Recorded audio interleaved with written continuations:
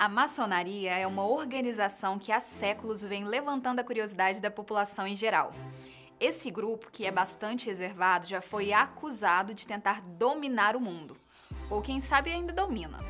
Muitas são as teorias e especulações que existem sobre os maçons e suas práticas.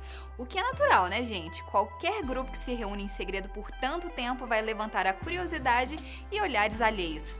Por essas e outras, vira e mexe, a gente encontra algum ex-maçom que decidiu falar o que sabia por aí. Foi exatamente pensando nisso que nós, aqui do Fatos Desconhecidos, compilamos e trouxemos especialmente para vocês hoje quais são os 6 segredos revelados sobre a maçonaria. Você também está tão curioso quanto eu fiquei quando vi esse tema? Então bora lá que o assunto aqui hoje vai ficar polêmico. Eu sou Natasha Mota Dias e sejam mais uma vez muito bem-vindos ao nosso canal.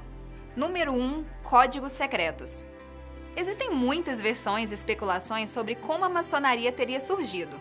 Muitos maçons falam que o grupo surgiu ainda na época do Antigo Egito, e apesar de realmente existir algumas ligações entre os rituais egípcios e a maçonaria, muito provavelmente foram os maçons que se inspiraram nesse povo. A teoria mais aceita para o surgimento dos maçons é que durante a Idade Média, os pedreiros e construtores de castelos e igrejas teriam formado uma ordem, uma aliança para conseguirem valorizar a sua profissão. Os pedreiros da época eram chamados de mason e eram equivalentes a arquitetos e engenheiros hoje em dia, e por isso eram muito respeitados. Mas como o trabalho que eles faziam não era tão fixo, uma vez que sem obras na cidade eles literalmente ficavam desamparados, a tal aliança seria uma maneira de se unir e se proteger. Foi aí que eles passaram a ensinar as suas técnicas de trabalho apenas para pessoas selecionadas. Com o tempo, essas aulas se transformaram em reuniões, onde diversos assuntos eram debatidos. E foi nesse momento que eles passaram a se reunir no que eram chamados de lodges, ou lojas em português. Conforme foram se consolidando, os maçons queriam proteger seus membros e, claro, seu mercado interno, criando monopólios. Por isso, eles desenvolveram seus primeiros códigos secretos para conseguirem se identificar independentemente da situação. Frases específicas, palavras secretas e até apertos de mãos diferenciados são usados ainda nos dias de hoje para que o maçom consiga identificar o outro e, claro, comprovar a sua legitimidade. Número 2. Ateus não são bem-vindos. Para muitas pessoas que não conhecem muito bem o que é e como funciona a maçonaria, essa ordem pode ser interpretada como uma seita ou até mesmo uma religião, mas a verdade é que a maçonaria está longe disso. Os seus membros prezam muito pela liberdade de pensamento de cada um. Mesmo assim, existe uma certa regra para conseguir entrar nesse grupo. Você precisa obrigatoriamente acreditar em uma força superior, em um Deus. Aquele famoso G maiúsculo que a gente sempre vê nas lojas e construções maçônicas é um G de God, que significa Deus em inglês. Por isso não faz sentido algum para eles adicionar um ateu como um de seus membros, até porque a sua crença, ou aliás, a falta dela, seria contrária à filosofia maçom que preza muito pela crença em um ser superior. Número 3. Influenciaram o mundo. Muitas teorias existem sobre esse grupo, o que é natural, não é? Mas como eu já disse, qualquer conjunto de pessoas que passarem a se encontrar em reuniões secretas vão levantar certo tipo de curiosidade e até fofoca. Mas tem uma coisa que dizem sobre a maçonaria que não é boato não. Essa ordem praticamente já liderou o mundo alguns séculos atrás. Apesar de ter surgido na Inglaterra durante o período medieval, foi durante a colonização da América que os maçons tiveram a maior força. Mesmo assim, eles não deixaram de influenciar todo o mundo.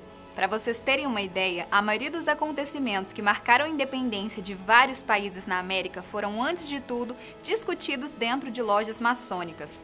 Isso porque muitos líderes políticos e pessoas influentes da época eram maçons. 9 do total de 55 homens que assinaram a Declaração de Independência dos Estados Unidos eram maçons, assim como 13 dos 39 que aprovaram a Constituição do país. Na América do Sul, 3 ícones e líderes revolucionários eram maçons: o venezuelano Simón Bolívar, o chileno Bernardo O'Higgins e o argentino José de San Martín. todos eles inclusive frequentavam a mesma loja maçônica em Londres, antes de serem influenciados com essa convivência e terem cada um deles partido para o seu país travar a sua batalha em busca de liberdade. Aqui no Brasil, as coisas não foram diferentes. Adivinha só quem era maçom? E se eu te falar que Dom Pedro I era grão-mestre, ou seja, ele tinha uma alta patente na maçonaria? Pois é. Número 4. Religião e política não se discute.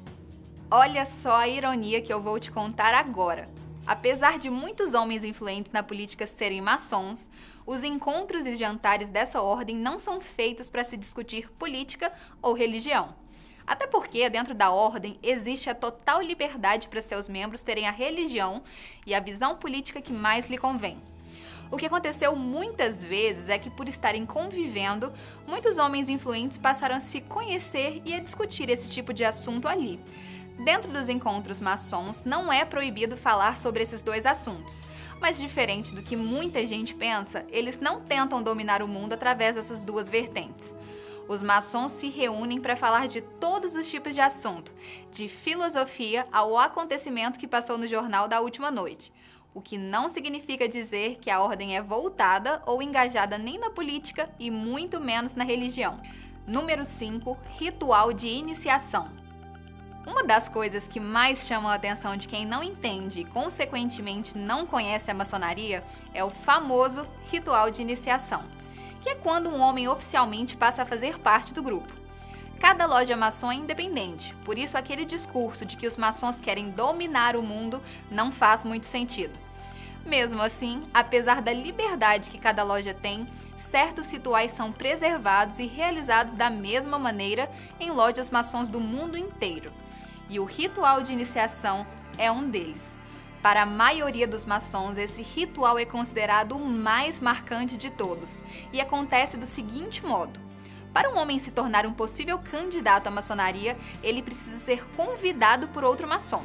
Durante 6 meses a 1 ano, a vida desse homem vai ser investigada a fundo. Ele não pode ter passagens pela polícia, se envolver em escândalos, ter casos extraconjugais e uma série de outras coisas que, segundo eles, possam ferir a honra e a integridade de um homem. Um dos lemas da maçonaria é tornar homens bons em seres ainda melhores, e é por isso que eles são tão seletivos. Depois de todo esse período de avaliação, se o candidato for finalmente aceito, é preciso que a sua esposa autorize que ele entre na ordem e só aí um ritual será mesmo feito.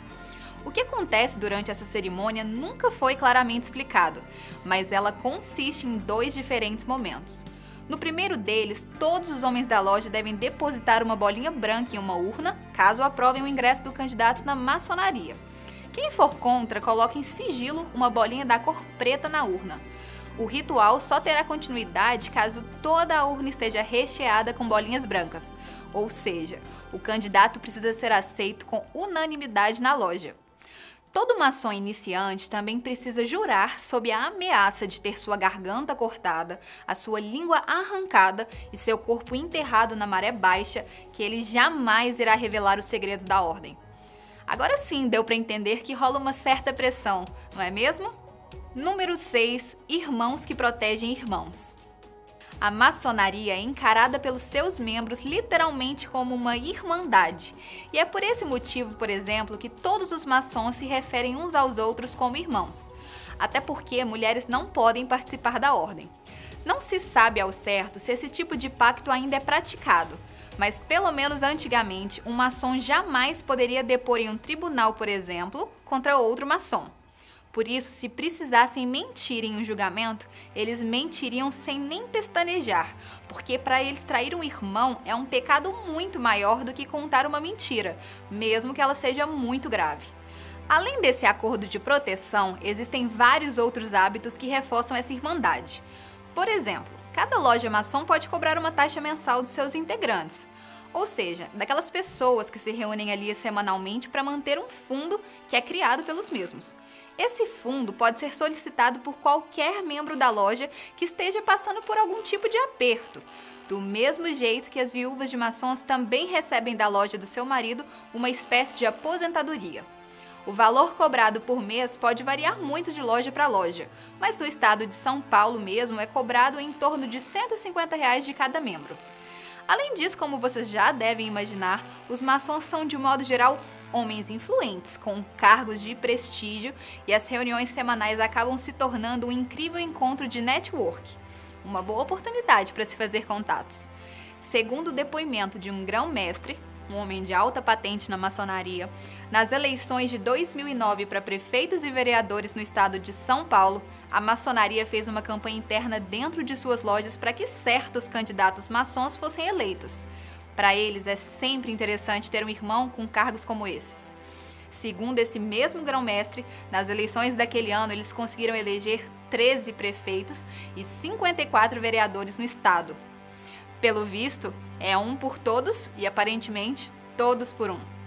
Existem muitas vantagens em ser um maçom, concordam? Mas e você aí de casa, já conhecia esses segredos da maçonaria? Conta isso e muito mais aqui pra gente pelos comentários. Eu tô indo nessa, mas eu espero vocês no próximo vídeo. Tchau!